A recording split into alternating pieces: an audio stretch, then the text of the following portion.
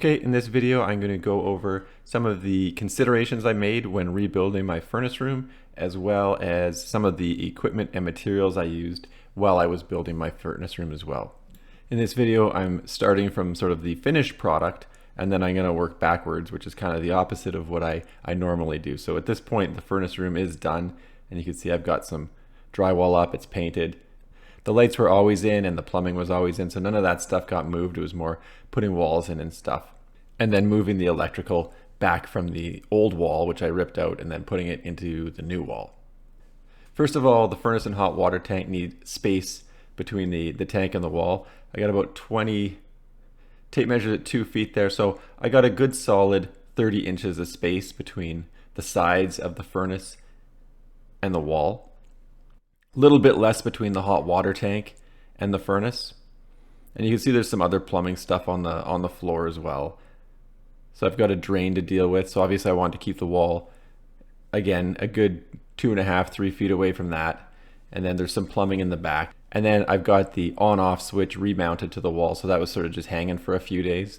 And I just used a piece of 3/4 inch plywood that I had kicking around and some 2x2s. And the big thing about the switch is the location of the switch. So the switch needs to be in between the entrance point and the furnace. So if you walk in the door, you should come to the on-off switch before you come to the furnace. You can't have it on the other side. There may be areas where you can get away from that. And in this house, I might not need it there because my breaker panel's in another room. So technically I could turn off the furnace without going into this room. So generally speaking though, you do want your on-off switch between your door and your furnace. The other thing is the door width. In my area, 32-inch door is minimum. I went with the minimum because my basement door is also 32 inches. So having a larger door once you get in the basement is not going to really help you with the utilities. And the other thing that you may need for code compliance is a light switch when you walk in the room. So I just kept the same wiring, but instead of going to the light first, it just goes to the switch and then the wiring goes out to the fixture. And the reason I did it that way is to keep the white wire as a neutral wire at all times and not have to make the white wire a hot wire. And then one other product I got is this Rockwool Safe and Sound. Now this stuff has gotten a little bit expensive, and in fact I would say it's doubled in price in the last 5 years.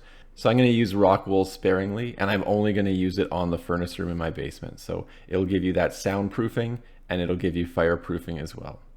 And this is the amount of Rockwool one bag will give you. It's got 12 bats. So if you're doing 16 on center, you could do basically 6 of those. Pretty straightforward. And then if you have some cutoffs or whatever, you can stuff it in the smaller areas. But like I said, it is expensive, so I'm only using that on my furnace room. And this is what it all looked like before I started. You can see the floor drain's all rusty. What I did with the floor drain is just spray paint it with Rust-Oleum black spray. So like I said, I wanted to keep the wall pretty far away from things.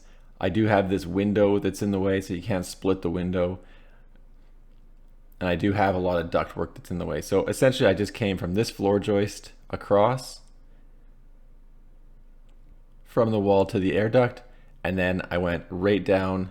You can see where the old wall was on the floor. It's got like light blue paint.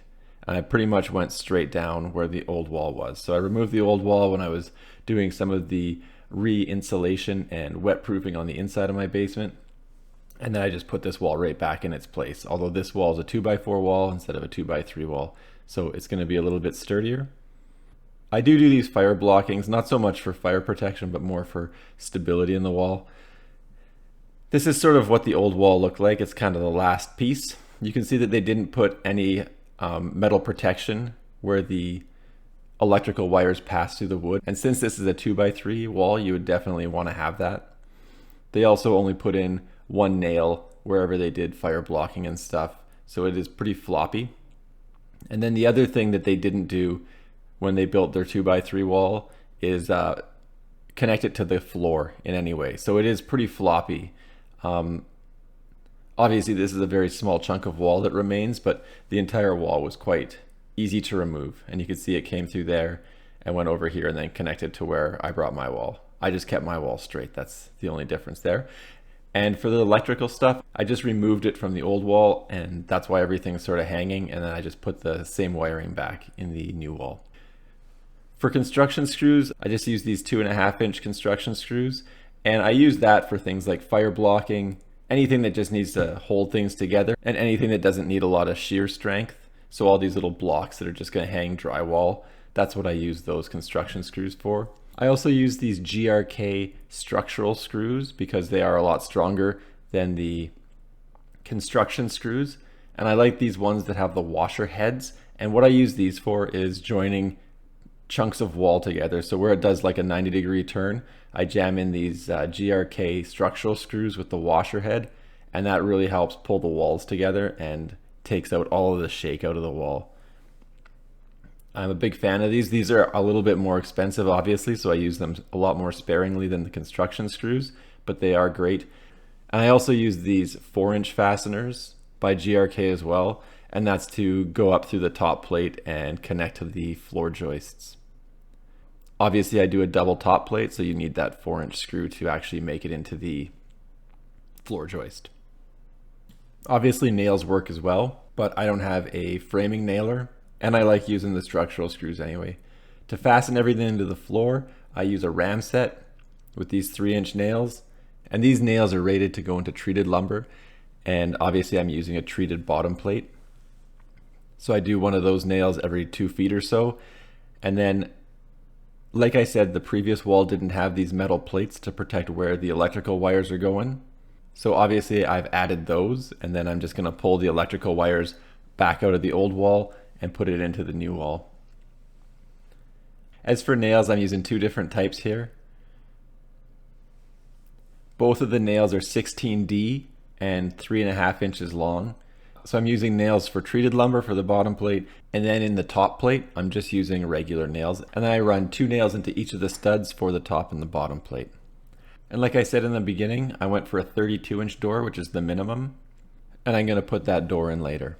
Now I use double top plates on everything. It does take an extra 2x4 or 2, but it allows you to do cutouts of the top plate, and it doesn't really affect the wall very much. So you can see where the plumbing went through. I just cut out the entire top plate in this location, and it doesn't make your wall floppy like it would if you had a single top plate and had to basically stop the wall. So definitely the double top plate is going to add a few 2x4s to your project, but I find that it's going to make a much stronger wall, and it's going to allow you to do those little cutouts and stuff without really affecting the wall very much.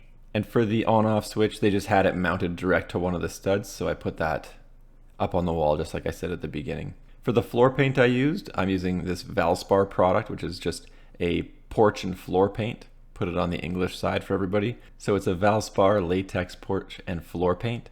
And then for the walls, I use Benjamin Moore for the most part. It's probably my preferred paint product, and the color I'm using is called Revere Pewter.